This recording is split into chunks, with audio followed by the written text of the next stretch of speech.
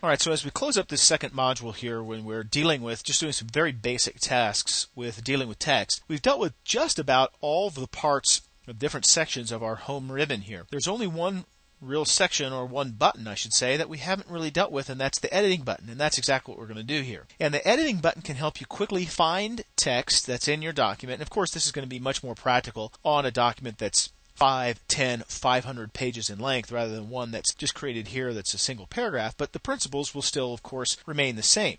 As you're scanning through your document here, you could certainly look just using, the scroll wheel or scroll back and forth to find stuff, but of course that's not very efficient. To find specific sequences of text or specific words in the document, go to the editing button here, and then you see there's a drop down, a sub menu here, which is Find, Replace, and Select, and each of these, or actually the Find and the Select, have subsequent little drop down arrows here where you can either find or go to a specific section or a specific word or title or a place in the document. So for this, we're just going to deal with Find, and we could use Control F as well. So say, for example, you want to find all instances of the word for in the document. So I type in for, and I click on Find Next, or I can just start now hitting Enter, and it will highlight, as you see in the document here, all instances of the word for. Now, you can also use the More button here on the left side of this dialog box and be much more granular in your approach,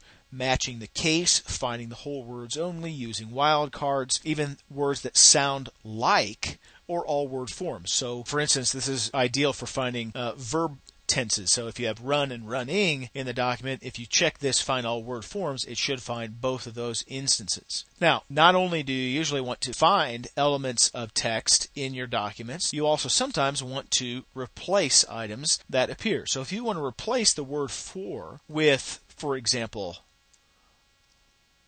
5, let's say you got a little bit confused and you thought, well, the Gettysburg Address starts 5-7 years ago. Well, you could do that with replace. So now this is kind of a hybrid of the find and the replace features, where I find the next instance of the word, there it is highlighted in my document, and now I can replace, or to make sweeping changes, I can click on Replace All. So click on R for replace. We're just finished searching the document. That was the last instance of the word for in the document. Of course, I could run the same find and replace, find next, or replace all. If I click on replace all, little dialog box, Word has completed its search and has made 2 replacements of the word for. So there we are. 4 has been transposed to 5 in this document. And now you have a better grasp of how to work with text in your Office or your Word 2007 documents.